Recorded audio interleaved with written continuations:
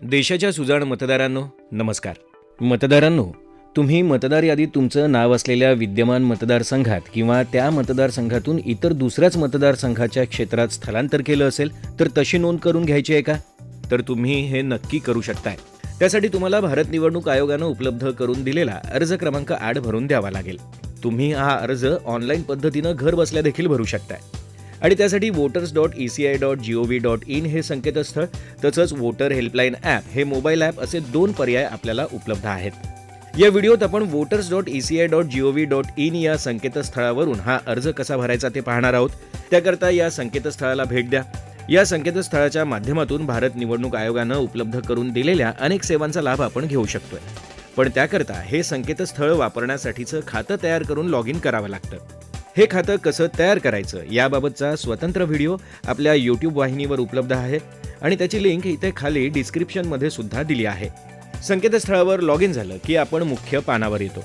या पानावर डाव्या बाजूचा फिल फॉर्म 8 अर्थात अर्ज क्रमांक 8 या पर्यायावर क्लिक करायचं आहे. त्यानंतर आपण हा अर्ज स्वतःसाठी की इतर दुसऱ्या मतदारासाठी भरत आहोत याबद्दल विचारलं जाईल. जर तुम्ही इतर दुसऱ्या मतदारासाठी हा अर्ज भरताय तर त्यांचा मतदार ओळखपत्र क्रमांक द्यावा लागेल. मात्र स्वतःसाठी भरत असाल तर तो पर्याय निवडल्यावर आपण लॉग इन केलेल्या खात्यासोबत जोडलेला म्हणजेच आपला स्वतःचा मतदार ओळखपत्र क्रमांक आपोआप भरला असल्याचं दिसेल. त्यानंतर पुढे सरकण्यासाठी आपल्याला सबमिट या बटनावर क्लिक करायचं आहे. यानंतर समोर आलेल्या पानावर आपल्याला आपल्या मतदार ओळखपत्रासंबंधीचे तपशील दिसतात. ते आपलेच असल्याची आणि बरोबर असल्याची खात्री करा आणि ओके हे बटण दाबा.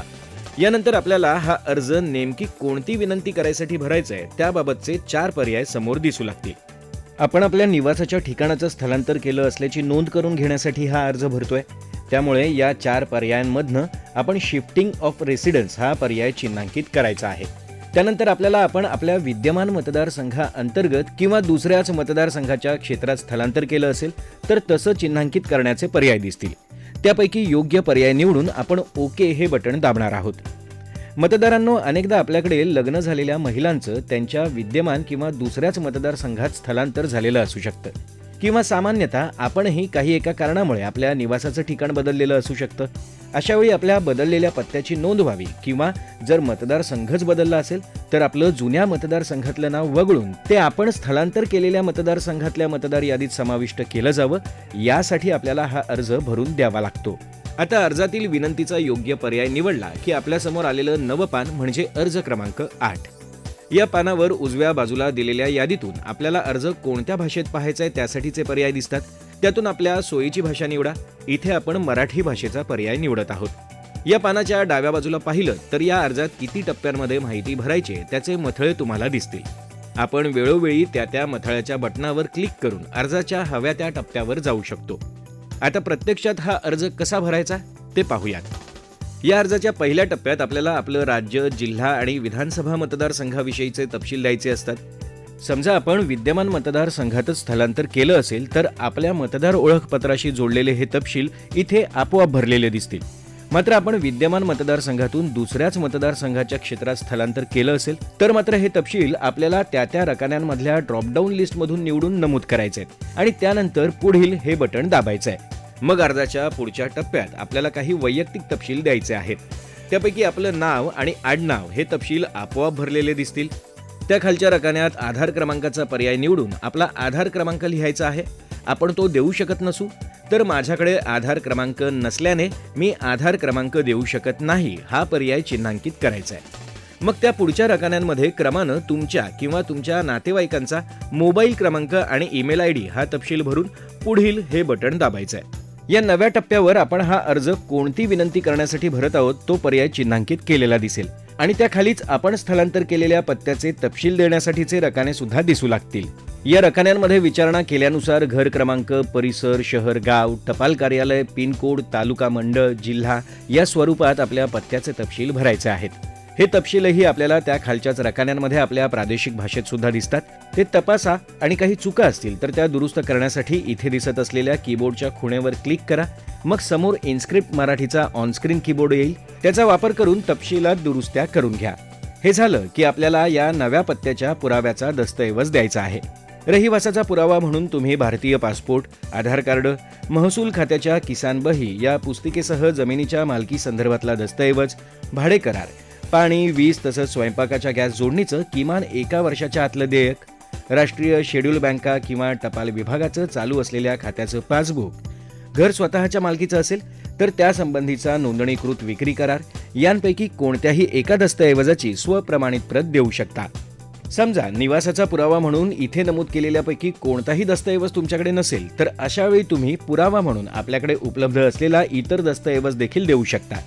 यासोबतच जर का तुम्ही बेघर, देह व्यवसाय करणाऱ्या महिला किंवा तृतीयपंथी या प्रवर्गात येत असाल आणि तुमच्याकडे रहिवासाचा पुरावा म्हणून कोणताच दस्तऐवज नसेल तर तुम्ही इथे दिसत असलेल्या नमुन्याप्रमाणे छापलेलं किंवा हाताने लिहिलेल्या स्वरूपातलं स्वतः स्वाक्षरी केलेलं स्वघोषणापत्र देखील पुरावा म्हणून देऊ शकताय. आणखी एक महत्त्वाची गोष्ट अशी की आपल्याला हा दस्तऐवज इमेज स्वरूपात म्हणजेच JPG किंवा JPEG या फॉर्मॅटमध्येच द्यायचा आहे आणि इमेजचा आकार 2 MB पेक्षा जास्त नसेल याची दक्षता घ्यायची आहे.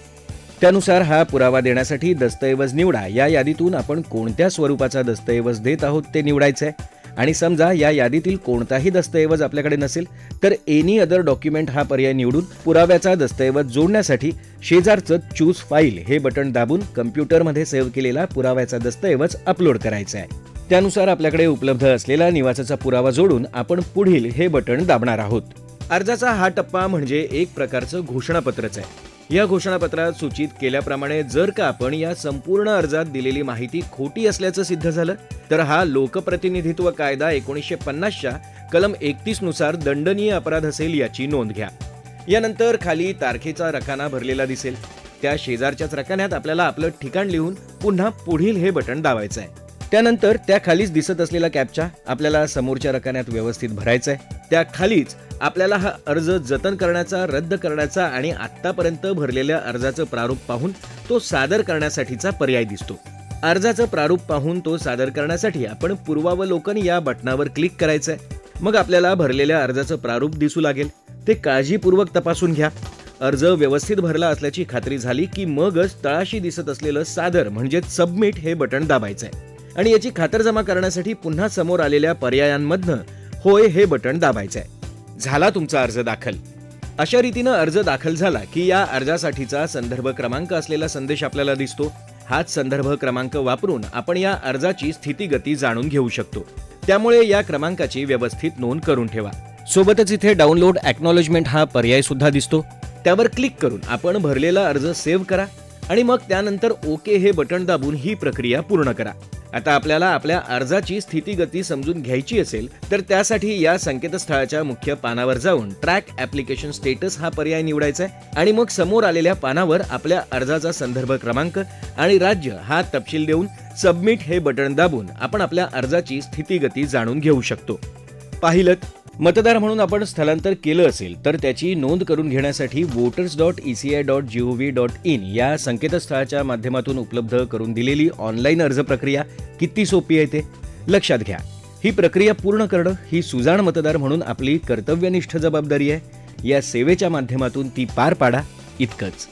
धन्यवाद. मुख्य निवडणूक अधिकारी महाराष्ट्र राज्य यांच्यातर्फे जनहितार्थ प्रसारित.